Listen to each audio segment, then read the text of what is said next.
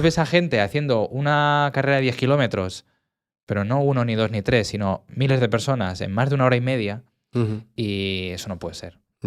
Una de las cosas que se miró como indicador de fatiga mental, que es algo que se ve todos los días en el gimnasio, es el uso de redes sociales durante el entrenamiento. Hola, bienvenidos a un nuevo episodio del podcast Movimiento Desencadenado, y en esta ocasión tenemos el placer de recibir a Carlos Balsalobre, que pues quizá es uno de los referentes en ciencias del deporte, entrenamiento y biomecánica de este país. Carlos es el desarrollador y creador de MyJumpLab, que es un grupo de aplicaciones quizá de las más conocidas y de las más utilizadas por entrenadores y deportistas a la hora de hacer mediciones biomecánicas y de la carga. Lo que vais a encontrar muy interesante de Carlos, además de tener una mente totalmente independiente y hacer las cosas a su propia forma, es su coherencia. Es capaz de hacerse preguntas, tratar de resolver problemas que se encuentran en su campo de trabajo, consultar qué dice la ciencia y con todo eso desarrollar él mismo sus propias aplicaciones, pero no se conforma con eso, sino que una vez que ha desarrollado sus aplicaciones, valida con el método científico si las métricas que obtiene son las que realmente son aceptables y son útiles para las personas. Con lo cual es un ejemplo de trabajo metódico, muy coherente para conseguir resolver problemas y facilitar la vida tanto a entrenadores como deportistas. Y además hoy estoy encantado porque estrenamos nueva casa. Será la que a partir de ahora sea nuestro nuevo espacio para el podcast Movimiento Desencadenado. Llevábamos tiempo buscando un espacio que nos permitiese dar un salto de calidad en la producción, y justo hemos encontrado lo que necesitábamos, y lo hemos encontrado en Cune, muy cerquita de nuestra casa, aquí en Pozuelo. Cune es un espacio multidisciplinar, está en Pozuelo, en Madrid, y cuenta con unas instalaciones y unos medios técnicos que te va a permitir hacer producciones audiovisuales de todo tipo. Y lo que está tan genial de Cune es que está muy bien pensado, tanto si quieres grabar un podcast, pues como este que estamos haciendo nosotros, pero además dispone de un plató profesional que puedes grabar cualquier tipo de contenido audiovisual, lo puedes emitir en directo, lo puedes grabar y editar con la máxima calidad de imagen y sonido, y además tiene otro tipo de espacio donde puedes hacer eventos en directo. Tienes un escenario para tus conciertos, tus obras de teatro, si tienes algún evento con tu empresa. Así que si quieres dar rienda suelta a tu creatividad o si necesitas un espacio donde hacer tus eventos, te recomiendo que visites www.grupocune.com. Vas a ver todo lo que pueden hacer por ti, porque esto que te he contado es solo una pequeña parte de todo lo que se puede hacer aquí en Cune. Y lo que más nos ha gustado, lo que nos ha parecido impresionante de colaborar con Cune, es que Ana y Bárbara están ahí siempre ayudándonos a todo lo que necesitamos, haciéndonos la vida muy muy fácil. Así que es una pasada trabajar aquí. grupocune.com en Pozuelo, Madrid. Y ahora ya, sin más dilación, os dejo a todos con el gran Carlos Balsalobre. Encantado de conocerte, Carlos. Igualmente. Oye, muchísimas gracias. Es todo un placer tenerte porque me encanta quién eres, porque en ciertas partes me identifico. He intentado hacer cosas similares a las que has hecho tú, pero tú las has hecho bastante mejor, así bueno, que eso mola. Y me gusta mucho la gente que tiene como mentalidades o carreras diferentes, ¿no? Tú no tienes una carrera al uso de un licenciado en ciencias del deporte, y has enfocado tu carrera hacia un sitio muy diferente, pero interesantísimo, y estás haciendo cosas totalmente innovadoras, nuevas. Cuéntanos un poco cómo fue ese camino para ser quien eres ahora o quien te estás convirtiendo. Pues la verdad es que fue algo bastante natural. Es decir, no es algo... Muchas veces cuando me preguntan en a lo mejor unos foros más relacionados incluso con el emprendimiento y demás, pues ya sabes, por cuál es tu secreto, cuál es tu método, les digo que no tengo ninguno. O sea, quiero decir, ha sido algo muy natural. Yo la verdad es que cuando empecé a estudiar ciencias del deporte nunca me imaginé que iba a acabar pues donde estoy ahora. No digo que sea mejor y peor que otras carreras, digamos, o otros caminos, mejor dicho, pero fue algo bastante natural. Empecé, pues como todos los que empezamos en ciencias del deporte, pues obviamente con un amor por la práctica deportiva y por el deporte, y fui progresando en la carrera. Siempre he estado interesado por la tecnología, por la rama más científica dentro de las ciencias del deporte, que para el que no lo sepa, pues es una disciplina relativamente nueva que tiene tantas subramas que en función de a lo que cada uno más le llame, digamos, pues puede enfocarse más a algo más pedagógico, educativo, algo más del emprendimiento, la gestión deportiva, o algo más puramente científico en el sentido de la biomecánica, la fisiología y demás. Y por ahí es donde tiré yo. En un momento determinado, cuando empecé a hacer mis estudios de doctorado y demás relacionados con el deporte de alto rendimiento y la medición del rendimiento y demás, pues digamos que me enfrenté ante la dificultad de la evaluación del rendimiento con los dispositivos clásicos de laboratorio, porque son muy caros, que no te los dejan sacar del laboratorio fácilmente, o que no te los prestan, tienes que andar con competiciones, con firmas, con préstamos, con muchas restricciones. Y entonces dije, joder, ¿no habrá algo que pueda usarse en el día a día por todo el mundo, que no tenga estas limitaciones tanto de logísticas como de precio y demás? Y la verdad es que no lo había. Y en un momento dado dije, pues lo hago yo. Joder, pues lo hago yo. Pues genial, ¿no? Porque al final es ese espíritu, ¿no? De un poco de emprendedor, de ingeniero, de hay un problema, busquemos una solución, ¿no? Y a mí lo que me gusta mucho de tu manera de hacer las cosas es como que mides mucho. Realmente detectas un problema, encuentras una solución, tampoco te flipas en decir hay que hacer esto, esto y esto otro, sino haces algo como muy sencillo.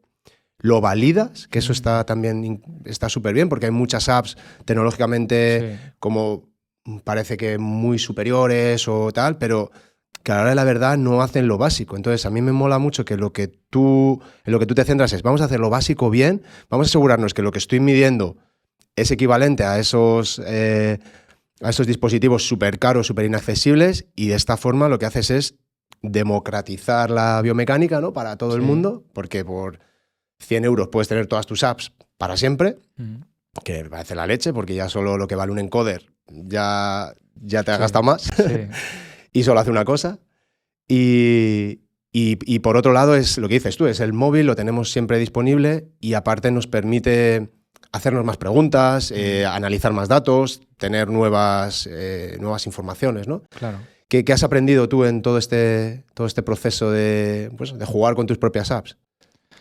Pues, por ejemplo, una de las cosas que más me ha llamado la atención, no sé si es exactamente algo que he aprendido o, mejor dicho, que, ¿cómo decirlo? Que me ha impresionado o me ha sorprendido respecto a cómo se usan las aplicaciones. Quiero decir, yo cuando desarrollé las aplicaciones, o supongo que lo que quiero intentar decir es que cuando desarrollé las aplicaciones, digamos que tenía un problema muy específico en la cabeza. Es decir, ayudar a esas personas que no tienen dinero para comprarse materiales de laboratorio. Pero con el paso de los años he aprendido que hay ciertas situaciones en las cuales las aplicaciones se están usando mucho independientemente del factor precio. Por ejemplo, cada vez hay más equipos de superélite que tienen todos los materiales tecnológicos a su disposición que se interesan por las aplicaciones y que las utilizan. ¿Por qué? Pues porque cuando, por ejemplo, tú tienes una competición como puede ser la NBA, que hacen muchos viajes a lo largo del país y demás, de manera muy frecuente, pues trasladar todos los materiales de laboratorio es costoso y es complejo y logísticamente difícil. Por ejemplo, hace muy poquito en nuestro laboratorio pues llegaron unas plataformas de fuerzas nuevas que se autodenominan portátiles. Es una maleta que puede ser así, que pesa como 40 kilos. Portátiles para los que hacen la fuerza, ¿no? Exacto, es portátil entre comillas, ¿no? Entonces quiero decir, imagínate eso, trasladarlo semana a semana varias veces en un avión y demás. Entonces, sacarlo del laboratorio, llevarlo a la cancha, a la pista. Entonces, una de las cosas, ya te digo, que he aprendido respecto al uso de mis propias aplicaciones, que es algo para lo que yo no diseñé, es, pues por ejemplo, el uso en estas condiciones para personas en las cuales el factor precio no es un problema, pero que también ayuda a solucionar otros problemas que, digamos, yo mismo no había pensado. Otra cosa que obviamente tampoco había pensado cuando empecé con esto es que iba a haber una pandemia mundial, ¿no? Y que nos iba a tener encerrados en casa, los lockdown y todo esto, ¿no? Entonces, una de las funciones que metí en la aplicación de manera un poco intuitiva, ya te digo, obviamente no pensando en todo esto, pues es el hecho de que, bueno, aparte de tú poder medir a la persona que tienes delante, voy a dejar meter un vídeo que tengas en tu galería y lo analizas tú en el momento que a ti te dé la gana. Y eso, claro, ha potenciado muchísimo el entrenamiento online. Porque cuando tú no tienes al deportista que puede venir contigo, pues él o ella te manda un vídeo y lo analizas tú en casa. Y eso, claro, es algo que no puedes hacer con instrumental de laboratorio porque necesitas que la persona esté presencialmente ahí delante. Claro, al final creo que es lo que tú dices, ¿no? Muchas veces se diseñan aplicaciones pensando en un uso, pensando en cómo tú las usarías, pero luego la gente hace con ella lo que les da la gana. Y quizás es lo bonito, ¿no? A mí me mola mucho si tú analizas tu bundle de apps, ¿no? Todas las que tú tienes. Yo quiero creer que entiendo lo que estás pensando en cada momento, qué preguntas te estás haciendo, cómo entiendes que la carga y la fatiga es importante, cómo entiendes que la pliometría y la velocidad es importante a la hora de levantar, a la hora de saltar, cómo entiendes que la biomecánica es un factor también. Entonces, es como verla también, podría hacer lo mismo con tus papers que has publicado, con la obra de un autor, de un pintor o lo que sea. Empiezas a entender y eso mola mucho verlo en tu caso dentro de tus apps, ¿no? Y me da la sensación casi que podría conocer muy bien lo que piensas simplemente sabiendo las decisiones que has tomado en cuanto esta app, ¿no? Lo que me parece fascinante, porque en un momento dado nosotros también entramos en temas tecnológicos, lo que pasa es que llevamos un camino muy distinto al tuyo. Y sobre todo por una limitación que era que nosotros en ningún momento nos planteamos, la vamos a hacer nosotros. Pero es que, no sé si la gente lo sabe, pero tú te haces tus apps, tú desarrollas tus apps. Sí. ¿Y cómo aprendes a hacer eso? Pues mira, en el momento, como decía antes, que surgió la idea o la necesidad de tener algo accesible y, como tú has comentado, democrático, pues honestamente lo primero que se me pasó por la cabeza es voy a ver quién me puede ayudar a hacer esto, ¿no?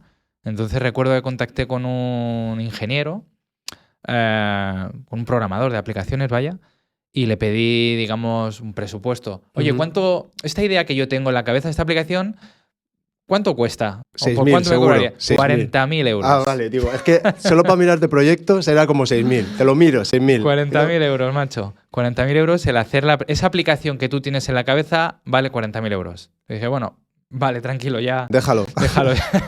Ya me busco la vida.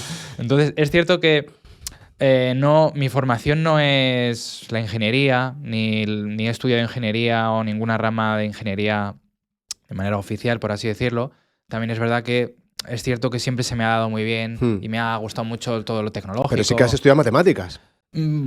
Empecé matemáticas. Empezaste matemáticas. Empecé matemáticas, sí. Pero ya tienes la cabeza para mirar un código y entender ciertas lógicas, ¿no?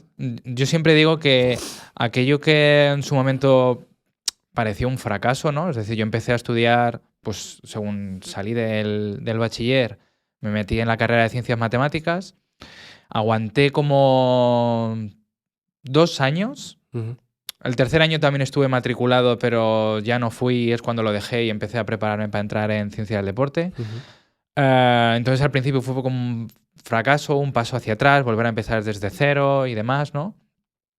Pero es la mejor decisión que probablemente he tomado en mi vida en respecto a la formación, porque efectivamente me ha dado esa mentalidad matemática que no deja de ser... Siempre nos decían en la carrera de matemáticas me refiero, que matemáticas es aprender a resolver problemas, ¿no? Sí. Y entonces la programación en realidad es eso, es utilizar algoritmos que se basan en principios de la lógica. Si ocurre esto, entonces hago lo otro. Si pulso este botón, entonces ocurre esta cosa, ¿no? Sí. Y eso es verdad que lo tengo, yo creo que bastante estructurado de aquella época.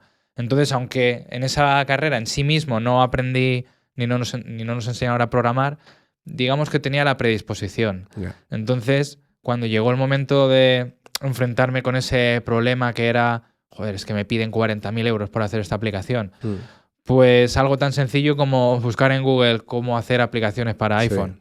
Y a partir de ahí, pues navegando en foros, haciendo cursos online y demás, pues empezó un poco todo esto. Qué guay.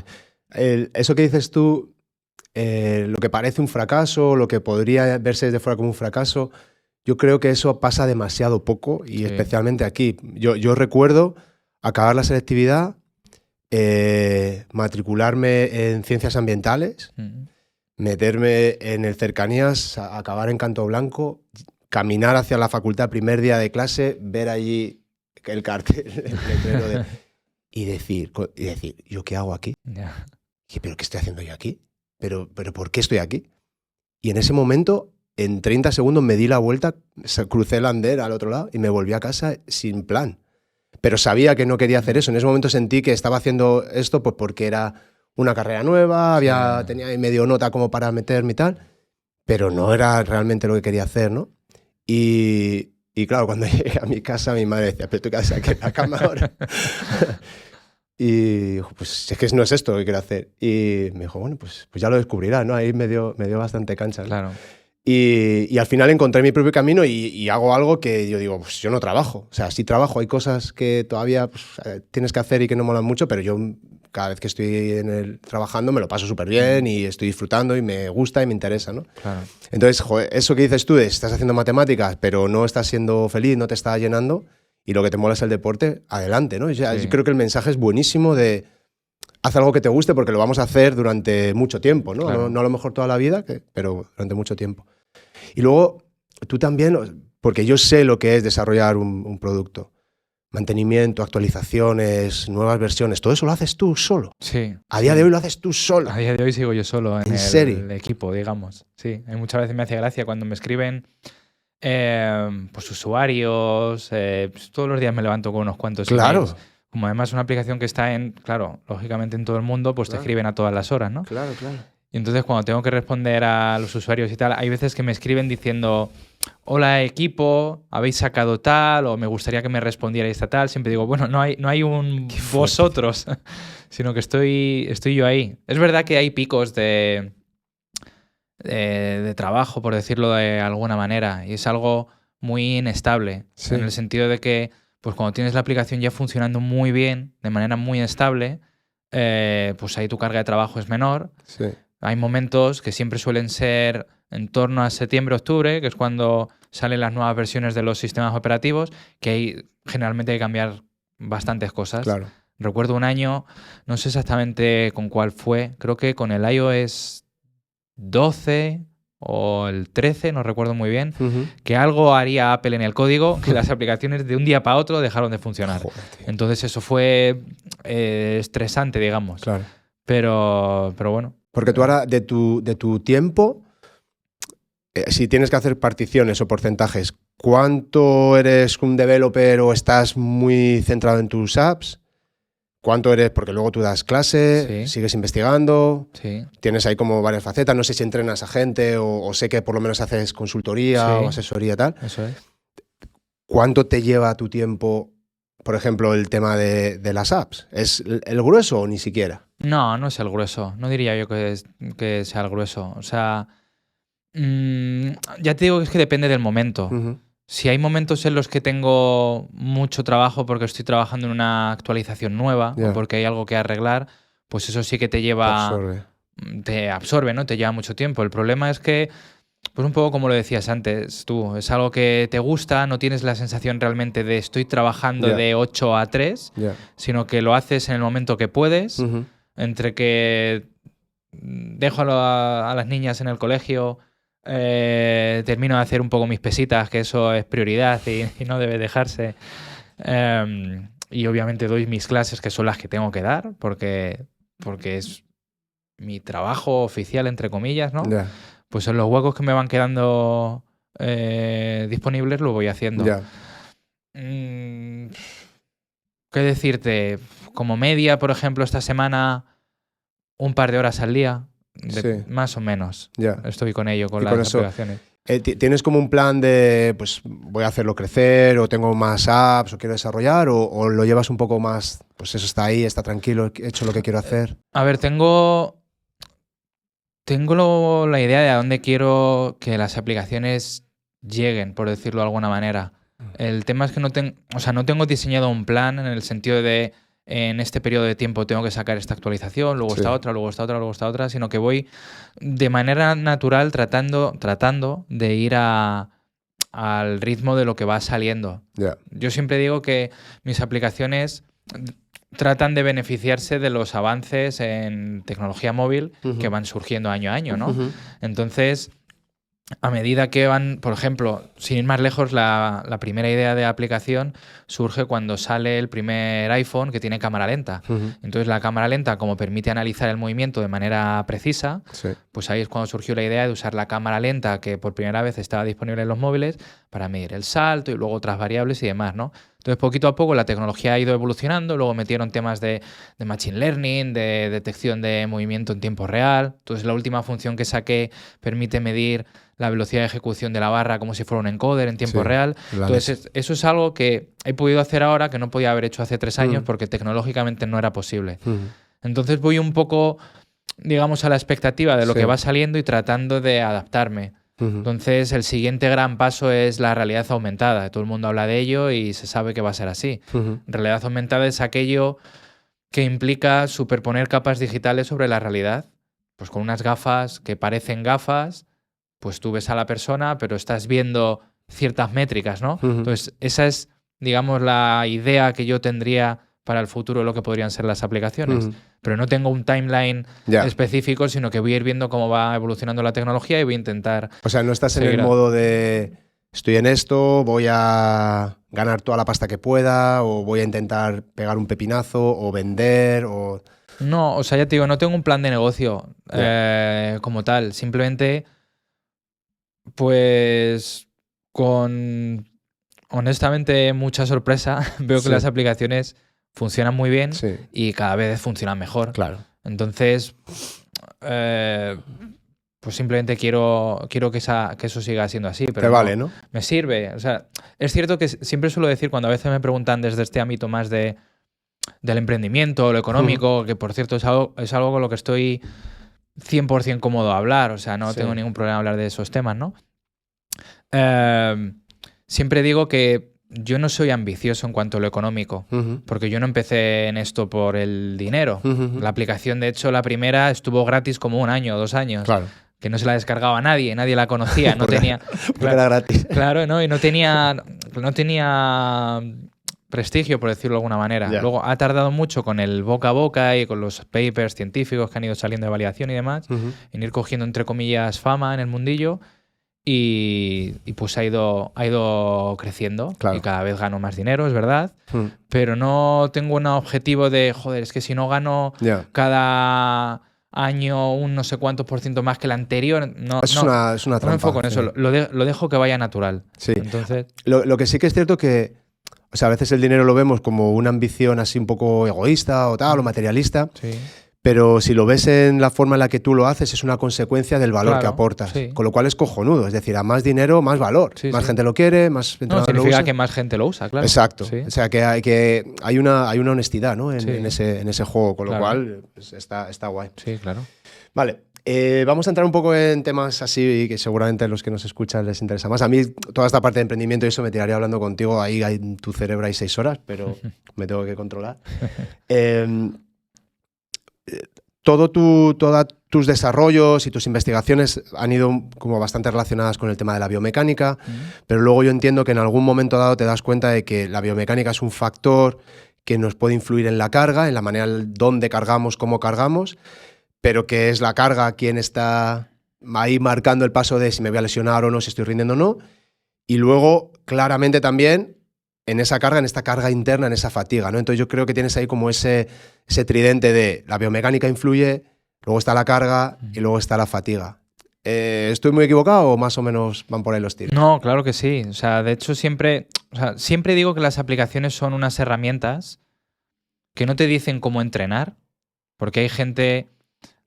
sobre todo la gente, digamos, menos afín al mundo de las ciencias del deporte y demás, que pues este tipo de aplicaciones deportivas, por decirlo de alguna manera, las quiero usar de tal forma que la propia aplicación te diga cómo tienes que entrenar para mejorar, ¿no? Sí. Y eso yo creo que es una trampa, Claro. porque ninguna aplicación te puede enseñar a cómo debes entrenar para mejorar, porque por definición están construidas con unos algoritmos muy generalistas y cada persona pues es muy individual. Claro. Entonces no son más que una herramienta que ayuda a medir ciertos parámetros, y esos parámetros son los que te ayudan a identificar si te estás fatigando más o menos, si la carga es más alta o más baja, o cómo controlar esa carga.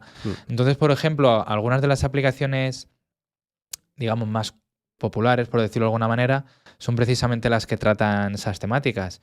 Por ejemplo, la medición del salto vertical es probablemente lo más usado de todos los test que tengo dentro de las aplicaciones, porque es un parámetro que te ayuda a conocer si lo haces para establecer un perfil de fuerza-velocidad, te ayuda a conocer en qué rango de esta curva fuerza-velocidad es más óptimo que trabajes, pero también te ayuda a conocer si tu pérdida de salto es mayor o menor, lo cual está relacionado con la fatiga que puede estar generando el deportista tanto de manera aguda como de manera a largo plazo.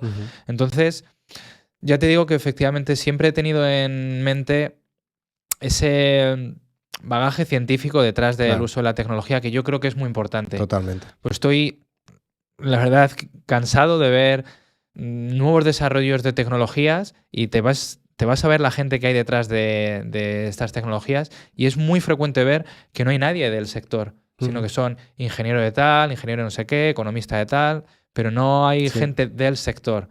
Entonces, es importante entender que la tecnología es un medio para un fin, no un fin en sí mismo. Sí, pero incluso te diría más, porque en el proyecto que nosotros sacamos, cuando tú hablas con biomecánicos puristas, tienen una visión tan absolutamente reduccionista de esto es así y tan matemática que no se dan cuenta que están tratando con un ser humano que tiene primero tejido biológico, pero luego tiene emociones, tiene comportamientos, tiene unas ideas y unos pensamientos y unas creencias que influyen radicalmente en el resultado.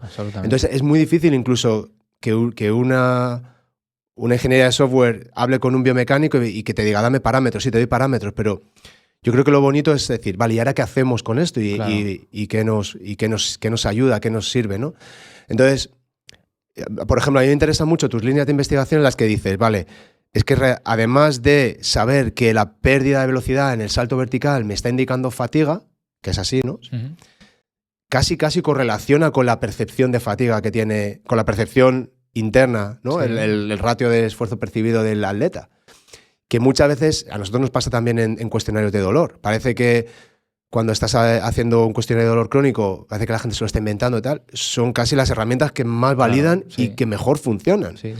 Entonces, está guay ese componente también un poco más, no sé si humano o más conectado, de decir, escucha, vale, tenemos la tecnología que nos dice esto, pero también las sensaciones del practicante, joder, son muy fiables, ¿no? Totalmente. De hecho, nosotros tenemos un artículo de hace algunos años ya, creo que 2018, en el que utilizamos un principio biomecánico que se llama perfil carga-velocidad, que básicamente haces un test incremental en algún ejercicio de fuerza. En este caso lo hicimos en press de banca sentadilla y hip thrust. Entonces mides la velocidad de ejecución, pues eso, un parámetro cinemático con un encoder y demás, y entonces te permite establecer una regresión lineal que te permite estimar la 1RM, la fuerza máxima dinámica, ¿no?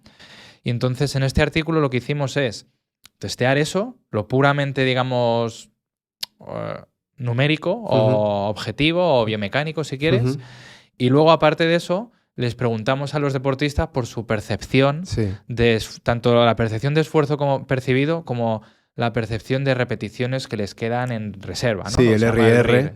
Eso es.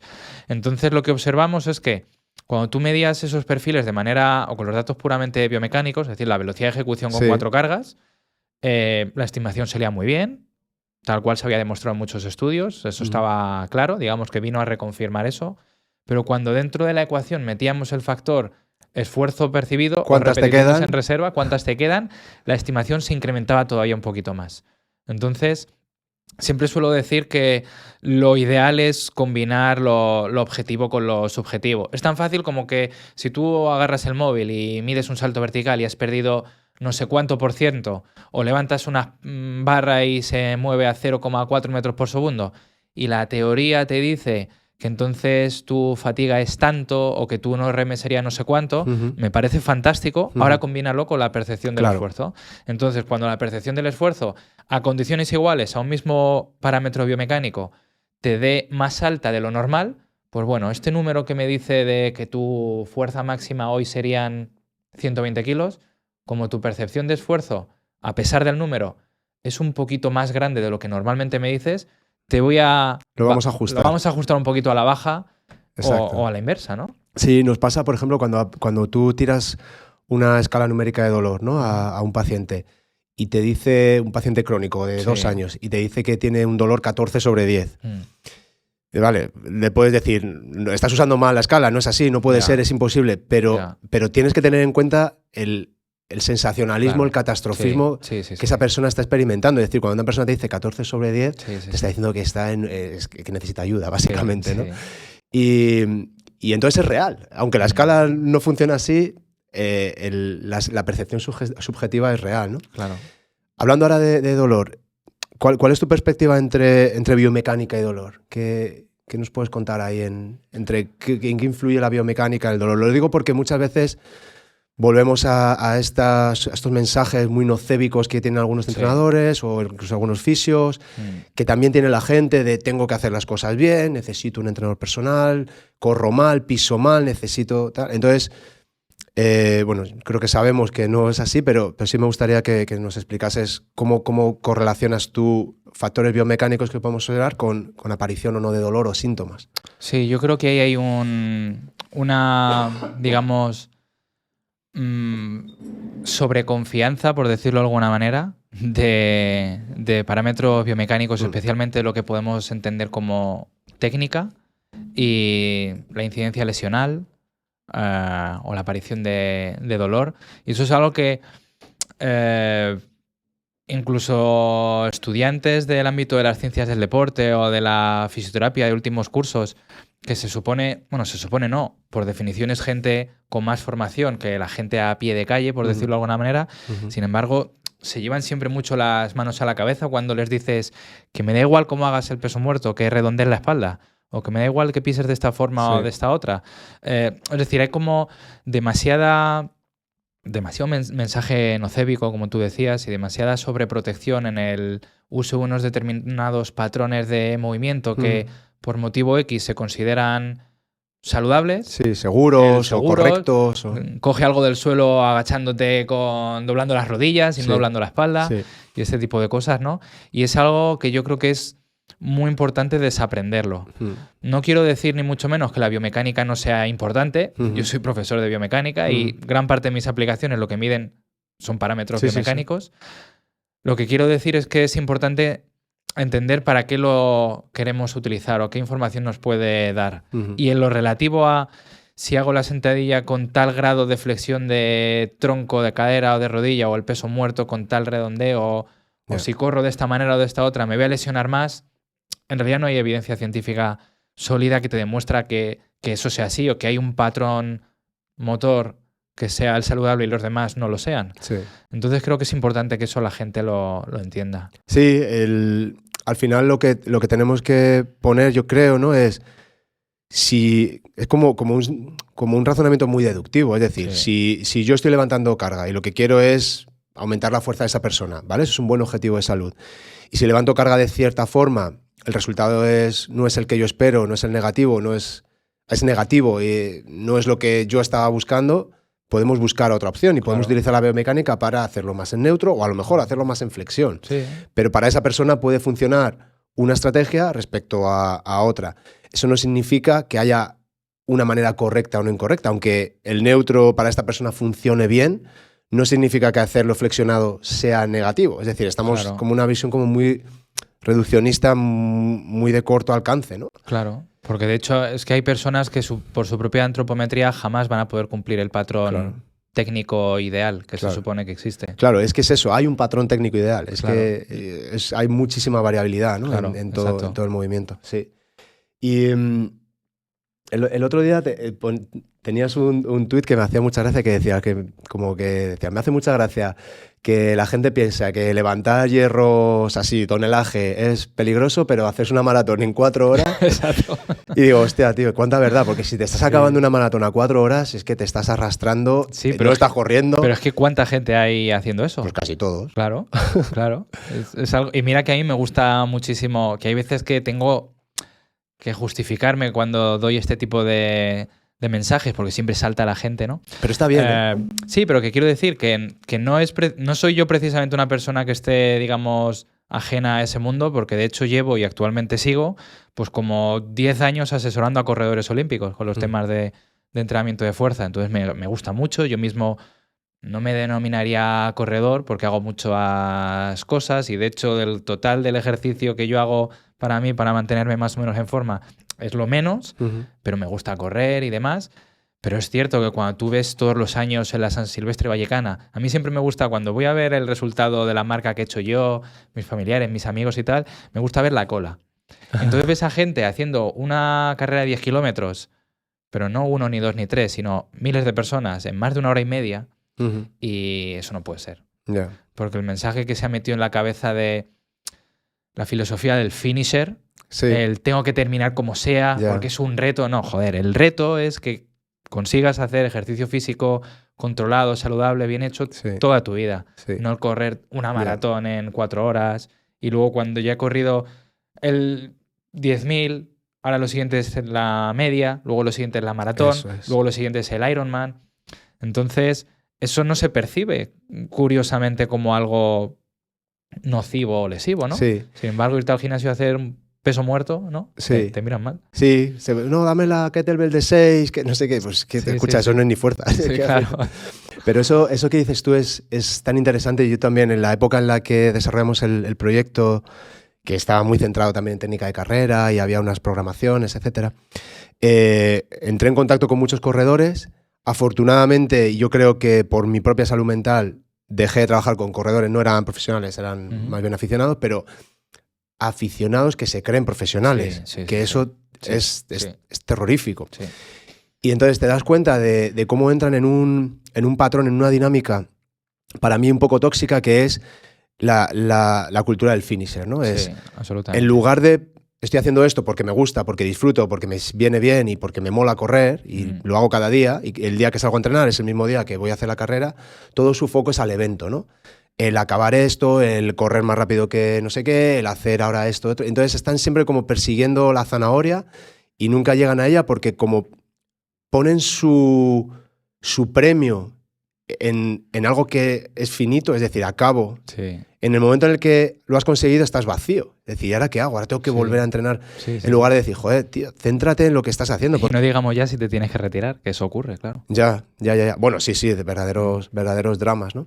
Entonces, bueno, pues sí que... O sea, creo que estos mensajes son importantes porque está guay que la gente empiece a hacer deporte, pero que lo hagan con una mentalidad que tenga sentido, que no se metan en otro trabajo, que no se metan en otra obligación, en otra competición. Está guay competir, pero no es el objetivo principal, ¿no? Además es que creo que hay otras cosas ahí detrás. Quiero decir, cuando la gente ahora se mete a nivel popular, que efectivamente que no van a ser nadie, pero si de hecho yo tengo gente en el grupo que hasta hace un año no estaban sponsorizados y corrían el 10.000 en menos de 29 minutos. O sea, ¿de qué estamos hablando? Si para realmente vivir del atletismo, del triatlón, tienes que ser tope de gama. O sea, no te vale correr... Tú corres un 10.000 en 30 minutos y no eres nadie. Nadie absolutamente. Y sin embargo, el esfuerzo... Y no, por supuesto, no te patrocinan, no ganas dinero con eso. Alguna carrerilla te dan 300 euros, pero... O sea, no... Entonces, quiero decir, cuando te metes en esa dinámica, como tú decías, ese tipo de gente que parece que es otro segundo trabajo, es que entrenan mucho. No, totalmente. Entrenan mucho y me levanto a las 5 de la mañana para no sé qué y tal, y digo, joder, pero ¿y quién lleva a tus hijos al colegio? Y luego, ¿quién está con ellos por la tarde? Luego, o sea, eso es importante. Quiero decir, eso es, de hecho, debería ser lo más importante. Y hay mucha gente que eso lo deja de lado por correrte la maratón por debajo de las 3 horas. Sí. Esa gran barrera. Pues si correr la maratón debajo de 3 horas, no eres nadie. Ahí está el ego. Sí. El ego comandando tus acciones. Sí. Y luego, yo a veces lo he hablado y lo he hablado en este podcast. No le importa a nadie, tío. Claro. Escucha, a nadie. Sí. No, es que a mis amigos, los del grupo, es que no les importa a nadie. A los de tu grupo les importa lo que hacen ellos. Pero en realidad tú, cuando crees que haces esa marca y haces el esfuerzo y crees que tal, no le importa a nadie. Claro. Tío, o sea, asúmelo. Te importa a ti, pero no te debería importar por la marca, te debería importar por el proceso en el que estás. Claro. Pero no sacrifiques, no desequilibres tu vida ante un objetivo que, bueno, pues no lo sé, tampoco, no sé, creo que no es tan importante, sobre todo porque es que no vives de ello, ¿sabes? Claro. No estás en el camino del héroe de, me voy a dejar mi juventud, mi vida, mi salud, pero voy a ser campeón olímpico de tal. Bueno, pues oye, perfecto, tío, así también la gente avanza. Pero en un deporte popular, un deporte de aficionado, hostia, tío, se nos va un poco, ¿eh? Sí. Se nos pira. Te quería preguntar, vamos a entrar un poco más.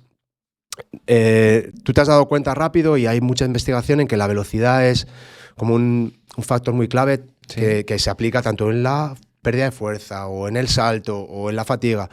Cuéntanos un poco para que la gente que no entienda mucho esto pueda entender un poco por qué la velocidad es tan importante y se correlaciona también con todas estas capacidades físicas o aspectos físicos. Vale, sí. Bueno, básicamente, digamos que aunque ya lleva de manera, diría yo incluso intuitiva, siendo utilizado desde hace décadas realmente. Hay informes pues, de algunos comités olímpicos de Alemania y demás, usando medición de la velocidad en ejercicios de halterofilia desde hace décadas, en los 60, en los 70.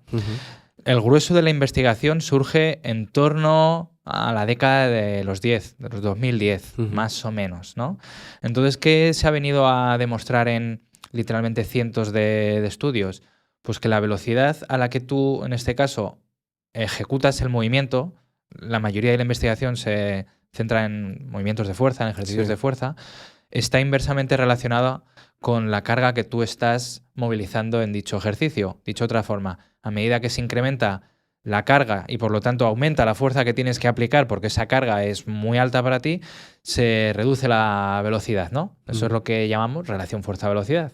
Entonces, y luego un caso particular que es la que se llama relación carga-velocidad, ¿no? Pero bueno, para no liarnos, básicamente lo que ha venido a demostrarse en este, digamos, paradigma del ámbito del entrenamiento de fuerza, en este caso, es que la velocidad de ejecución es un grandísimo indicador de la intensidad del esfuerzo. De tal manera que si tú una misma carga, imagínate, vas al gimnasio y levantas 80 kilos hoy y lo levantas a 0,8 metros por segundo y pasado mañana lo levantas a 0,7 metros por segundo, esa misma carga, eso implica que hay un proceso que te está fatigando.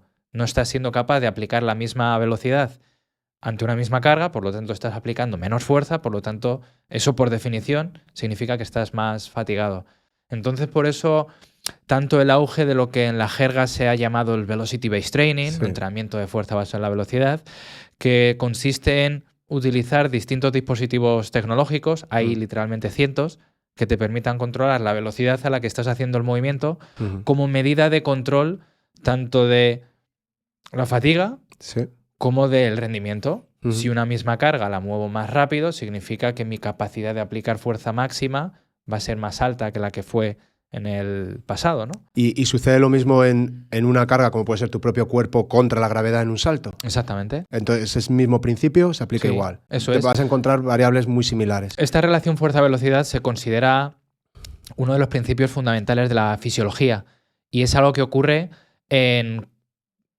si está bien ejecutado, en cualquier movimiento humano. Da igual que tú saltes de menos a más resistencia externa. Por ejemplo, saltar con tu peso normal y luego con un lastre de 10 kilos y luego con 20 y luego con 30. Da igual que hagas un sprint con tu propio peso y luego te pongas un cinturón de arrastre con 20 kilos, luego con 40, luego con 60. Da igual que levantes en el press de banca, en la sentadilla, en el peso muerto. Da igual que estés en un ciclo ergómetro y cada vez vayas incrementando más la resistencia. A medida que se incrementa la carga, se reduce la velocidad. Es un principio físico en este planeta y va a pasarse. Ocurre siempre, a nivel fibra muscular.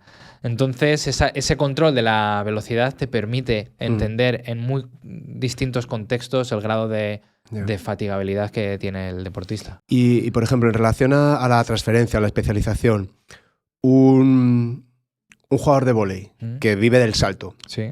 ¿Va a tener la misma implicación o las mismas consecuencias que, por ejemplo, alguien que está, no sé, un corredor a lo mejor también, pero no lo sé, un jugador de fútbol?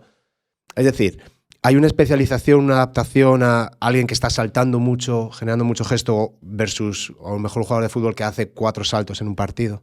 ¿Especialización en qué sentido? O sea, quiero decir, ¿vas a esperar que haya cambios distintos en alguien que está todo el día saltando? Es decir, ¿cambian las métricas o cambian...? Sí, claro, o sea, en primer lugar, y empezando por lo evidente, cambian las métricas en el sentido de parámetros máximos. Sí. Un jugador de vóley va a saltar mucho más que un futbolista.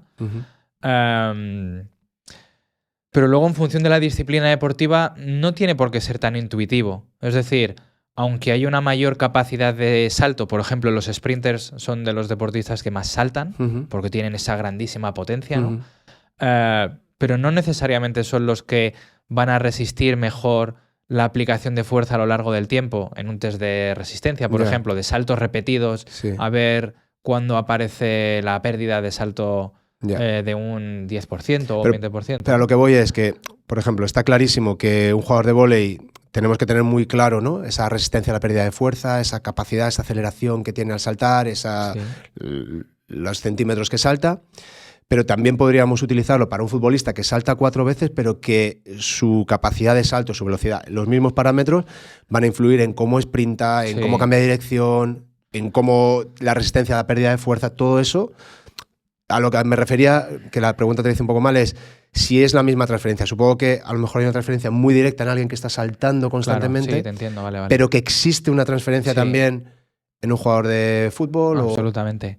Es más específica cuanto más específica sea la tarea, claro. Por ejemplo, en el caso concreto del fútbol, está demostrado que, por ejemplo, recuerdo un estudio que se hizo, creo que con la Bundesliga, la liga alemana, en la que se analizaron todos los goles de una determinada temporada y las acciones que precedían a dichos goles, y se encontró que como media por equipo había 16 goles que eran precedidos de acciones de salto vertical. Entonces, claro, ese dato, tú como preparador o preparadora física, puedes interpretarlo como, oye, efectivamente se hacen muchas más cosas que saltar, pero a lo mejor es uno de los parámetros de rendimiento físico que si no están muy óptimos hay que tener en cuenta. Claro. Pero al margen de eso, yo no iría tan a lo transferencia más intuitiva o más evidente respecto a, no, es que como mi deporte es vóley o baloncesto y se salta, pues entonces tengo que saltar, sino que iría también al uso, y probablemente es el motivo por el cual el salto vertical es el test más utilizado del mundo, a cómo puedo utilizar la información que me da este test en otro contexto, aunque en mi deporte jamás se salte. Porque tú hablas mucho en tus investigaciones, hablas también de que es una medida de rendimiento neuromuscular. Exactamente. Es decir, de cómo está funcionando tu software con tu hardware para generar movimiento. De hecho, por eso te digo que probablemente es el test más utilizado del mundo por esa capacidad de detectar la fatiga neuromuscular, ¿no? Yo, por ejemplo, no solo yo, hay muchos estudios en esta línea, ¿no? Pero, por ejemplo, pues yo empecé un poco mi andadura con los corredores de alto nivel y demás, porque en mi tesis doctoral, pues por temas de la vida, por mi director de tesis, que era el proyecto que tenía y demás, pues trabajaba con deportistas, con corredores de alto nivel, ¿no? Y entonces durante una temporada entera les medíamos pues muchos parámetros de su carga interna y externa de entrenamiento, pues desde los kilometrajes, las zonas, los ritmos, las velocidades, variables hormonales como el cortisol, los RPs diarios, todas estas cosas, y también les medíamos el salto vertical a una disciplina en la cual nunca saltan. Y lo medíamos todas las semanas y todo esto durante un año, ¿no? Y al final, cuando acabó, bueno, se analizaron muchas cosas, pero una de las cosas que observamos cuando acabó el año entero es qué pasaba con el valor de salto en los dos momentos pico en cuanto a rendimiento de la temporada. Por un lado, el momento de mejor marca de la temporada, por otro lado, la peor marca de la temporada. Y vimos que cuando los deportistas hacían la mejor marca de la temporada, el salto vertical de esa semana estaba un 10% por encima de sus parámetros normales. Mientras que el momento en el que hacían la peor marca de la temporada, el salto vertical estaba por debajo de sus parámetros normales. Entonces, incluso aunque su disciplina no requiera para nada saltar, de hecho, lo usan mucho para que te hagas una idea, por ejemplo, en natación, que directamente ya con el cuerpo están así y en un entorno totalmente diferente, pues se utiliza porque es una capacidad, o sea, es un test que te informa de la capacidad que, en definitiva, tienen tus fibras musculares de contraerse y de producir fuerza. Qué bueno.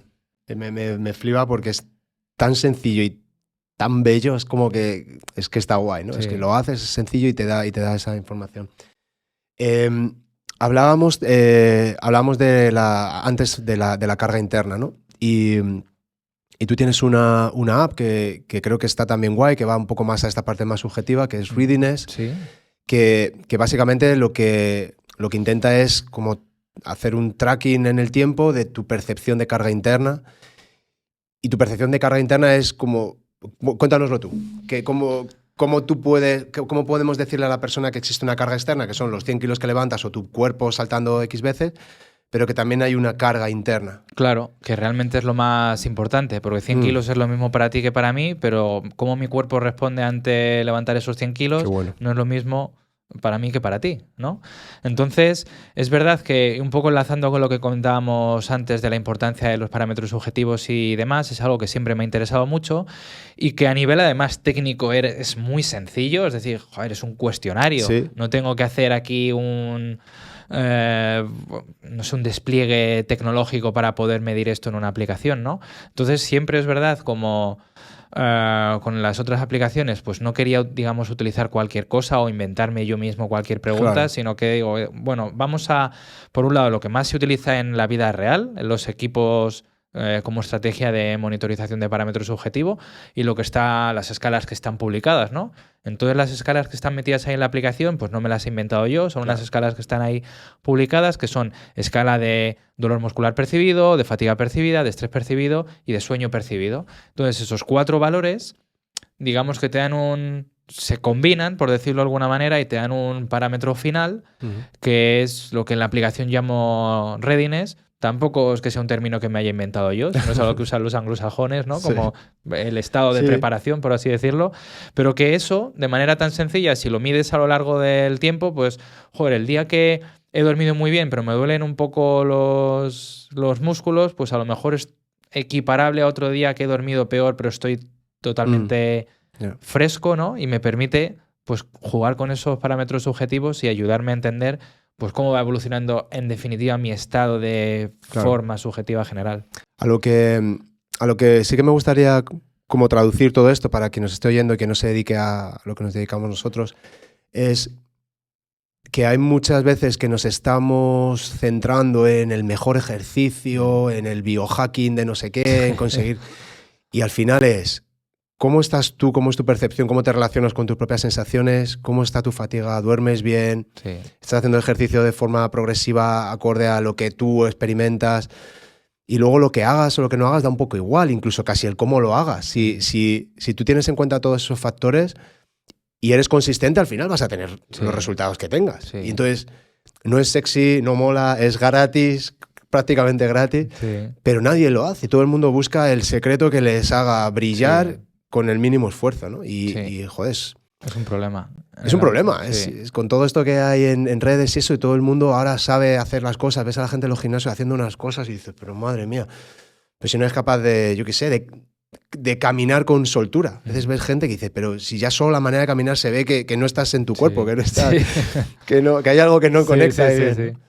Y luego, tío, también ver que, por ejemplo, que tú también has correlacionado en vuestro equipo y más investigadores, la percepción de carga interna también se correlaciona, por ejemplo, con el salto vertical. Es decir, cuando mi carga interna o mi readiness es inferior, salto menos, levanto menos. Sí. Y incluso habéis ido más allá, habéis estado mirando cómo influye la fatiga mental en todo esto. Sí. Influye bastante. Cuéntanos un poco cómo es eso, porque me interesa, mola mucho. Sí, bueno, esto es una línea de investigación que está liderando un doctorando mío, Carlos Alix se llama.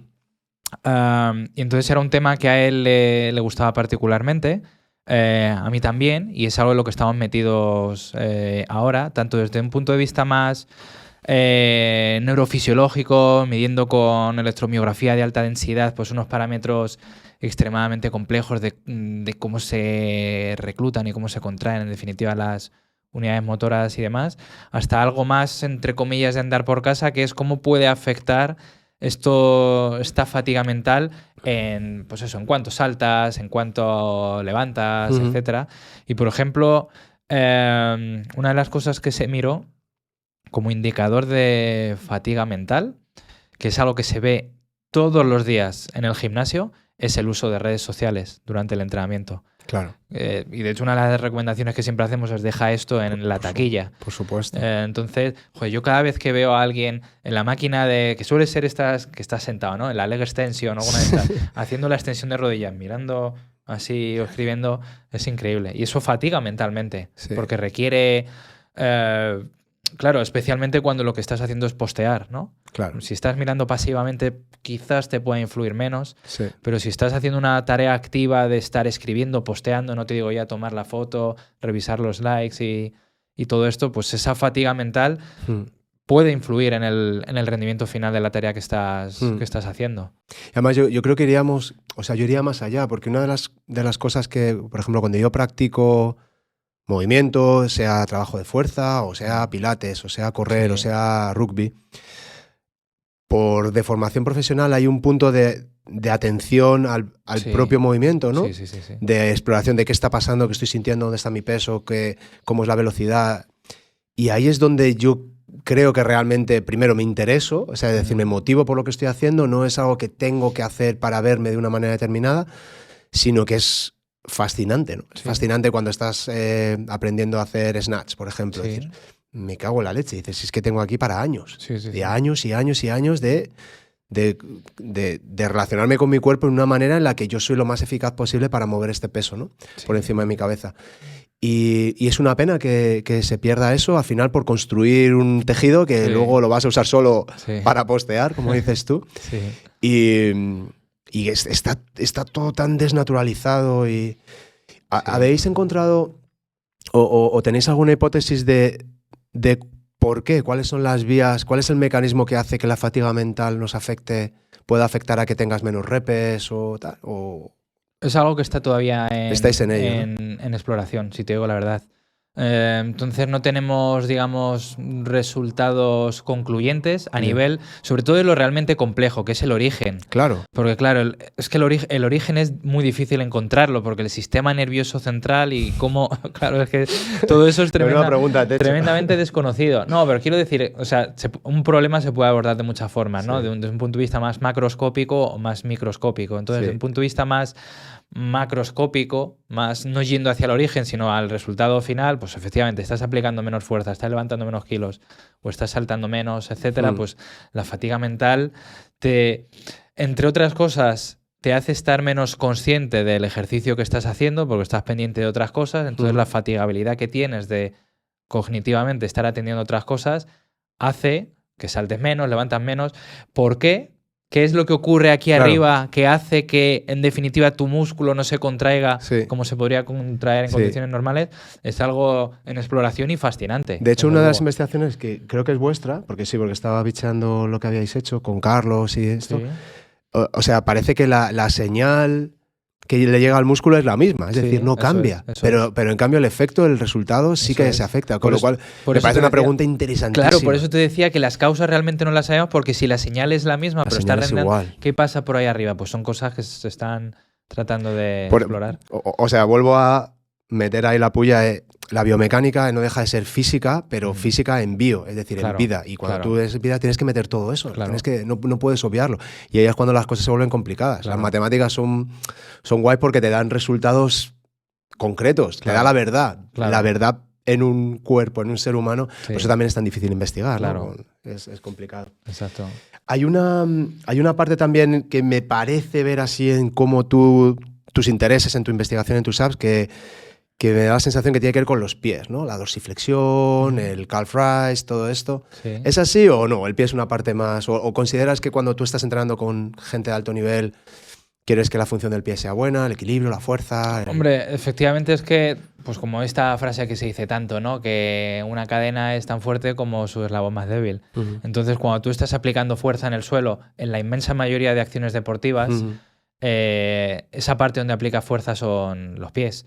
Entonces, por muy grande, fuerte, powerful que tengas el tren inferior, si no eres capaz de transmitirlo a través del pie, pues ocurren problemas, ¿no? Sí. Entonces, pero es un poco, como te decía al inicio, que tampoco es que me haya, digamos, obsesionado en este caso con la función del pie desde el inicio, sino que ha ido un poco de manera natural en, digamos, mi camino con este ámbito en este caso con las aplicaciones y demás, porque veía que era algo que a la gente le interesaba, que los propios deportistas te pedían. Obviamente ibas leyendo que cada vez iban saliendo más investigaciones y demás. Por ejemplo, con el caso específico de la dorsiflexión, que claro, yo siempre he estado, digamos, como muy interesado en buscar mediciones que puedan ser realizadas de manera muy simple, muy sencilla, sin grandes setups, sin llevar mucho tiempo.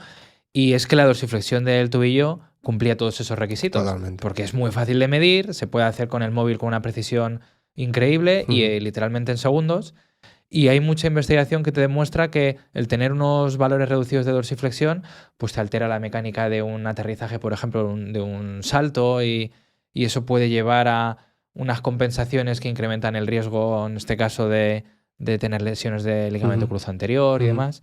Entonces, pues sí, efectivamente, con el transcurso de los años cada vez me he ido interesando más por lo que ocurre en el sitio donde aplicamos fuerza, porque cada vez hay más investigación que demuestra que efectivamente puede ser un factor limitante, digamos. Sí, yo cuando trabajaba más en ese ámbito, sí que me daba la sensación, me encontraba gente muy en forma, incluso que corría mucho en plan ahí heavy user, pero luego la función del pie muy, muy limitada, muy desacondicionados, y a mí sí que me obsesionó en un momento, me volví loco de, hostia, ahí en el pie tenemos un porcentaje de mejora, una capacidad de mejora, porque no sé si es el calzado, no sé si es el suelo tan plano, no sé si es tanto coche, sedentarismo, lo que sea, que el pie no se va desarrollando incluso en personas activas. No sé si... Es verdad. Puede ser, ¿no? O sea, a mí me da la sensación que te encuentras cuerpos de hombres y a veces pies de bebés y dices, hostia. Sí. Y ahí, como influir ahí, a veces sí que te da...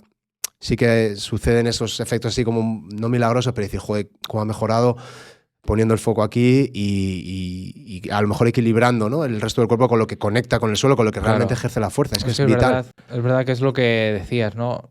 En realidad, en mayor o menor medida, ¿no? Pero todo músculo es entrenable. Todo músculo, por definición, aplica fuerza.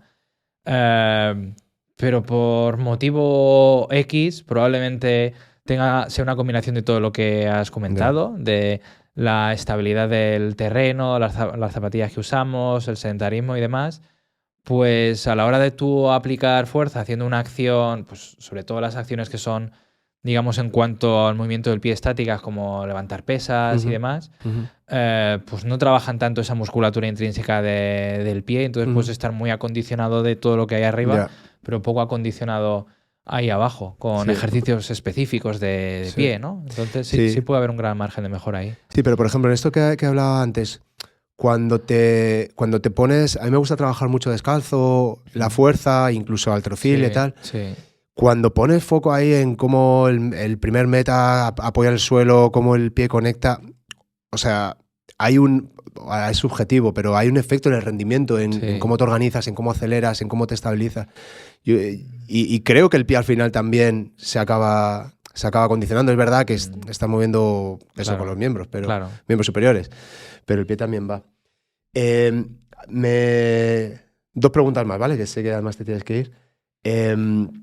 ¿Por qué los nórdicos tienen su papel o su parcelita específica en tus apps? Porque me llama la atención que es como el único ejercicio así que tal. ¿Es un poco demanda? ¿Es porque te interesan más de la cuenta? Pues mira, buena pregunta, porque quizás has dado un poco en el clavo cuando has mencionado lo de demanda, porque es verdad que yo atiendo mucho a lo que me dice la gente, y el caso de los nórdicos es algo que me pedían mucho. Entonces, fue un poco a demanda. porque yo veía que era, digamos, una demanda, ¿no? Es que de repente hay ejercicios que se ponen de moda, ¿eh? Sí. Es curiosísimo. Pero es cierto que el ejercicio de isquiotibiales nórdicos, es verdad que ha tenido sus más y sus menos, ¿no? Sí. Pero hubo mucha investigación que demostraba que efectivamente el realizar isquiotibiales nórdicos reducía la incidencia lesional de isquiotibiales. Entonces, como los isquiotibiales es la musculatura que más se lesiona en fútbol y en otras disciplinas deportivas, pero en concreto en fútbol, y no solo no se han reducido, sino que año a año se van incrementando esa incidencia lesional en los isquiotibiales, pues es algo que se ha investigado muchísimo, porque hay grupos de investigación muy potentes que lo proponen como una de las claves para la prevención de lesiones de isquiotibiales. Sí. Luego hubo otra línea de pensamiento de investigación que proponía o venía a tratar de, digamos, demostrar las limitaciones o al menos hacer aflorar las limitaciones que tiene ese entrenamiento tan reduccionista, porque no deja de ser un ejercicio muy aislado a nivel biomecánico, y es cierto, y estoy de acuerdo con eso, pero ha ido evolucionando, digamos, la investigación volviendo a hacer a los nórdicos, entre comillas, recuperar su fama, porque como siempre cuando tú comparas extremos,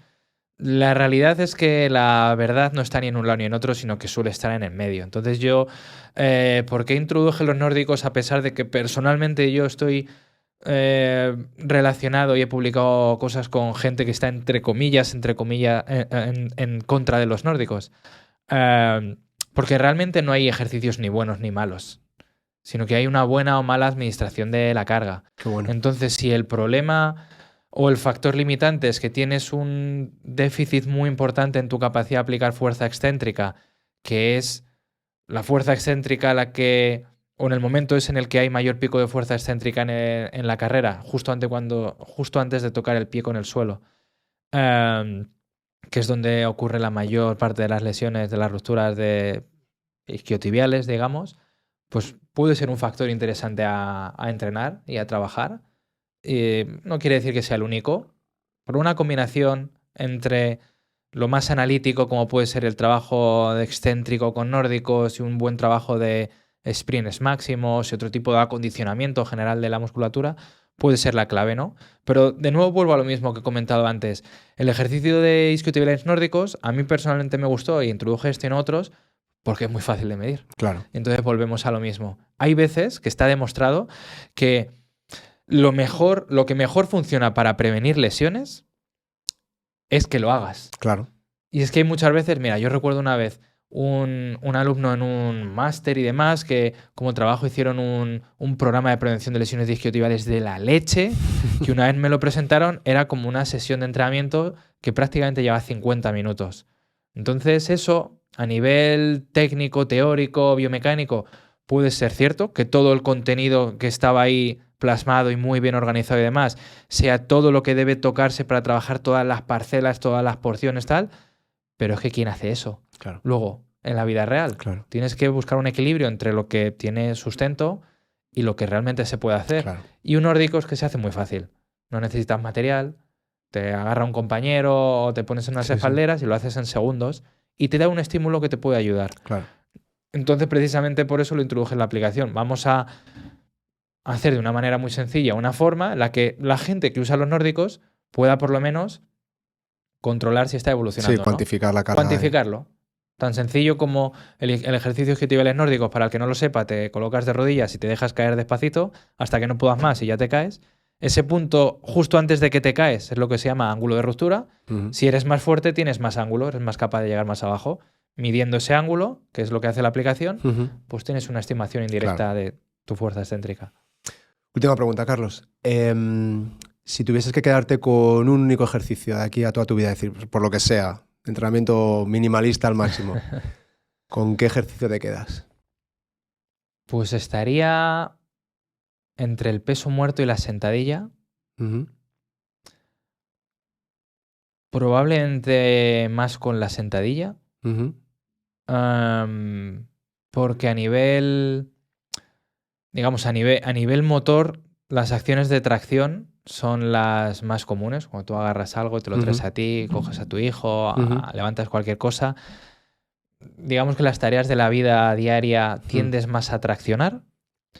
¿Por eso te irías más a peso muerto? Y por eso, no, por eso digo que me iría más probablemente a la sentadilla. Estaría dudando entre los dos para porque, equilibrar. Porque ambos son ejercicios muy completos que trabajas todo el cuerpo, ¿no? Pero personalmente, y puede que esté totalmente equivocado, ¿eh? No, esto es una pregunta como muy personal que hago así siempre a cara perro, así como pillando. Tal. No, quiero decir, obviamente me centraría en un ejercicio de tren inferior, porque en realidad no, salvo ejemplos muy aislados, los de tren inferior en realidad también son de tren superior, estos dos ejemplos que te he mostrado, ¿no? Entonces la sentadilla, si estás bien colocado y con una carga suficiente y demás, pues haces mucha tarea de empuje también con el tren superior y demás. Y entonces, si no pudiera hacer ningún otro ejercicio, probablemente tengo la sensación de que me ayudaría a estar más compensado. Probablemente sea solo una percepción, pero sería lo que haría. Pues Carlos, tío, ha sido un placer. Muchísimas gracias por tu tiempo. Acabas de dar aquí una cátedra de cómo hacer las cosas bien y con sentido y con mucha coherencia, que la verdad es que es muy de agradecer. Y nada, muchos éxitos con lo que venga y ha sido un placer conocerte. Igualmente. Gracias. A ti.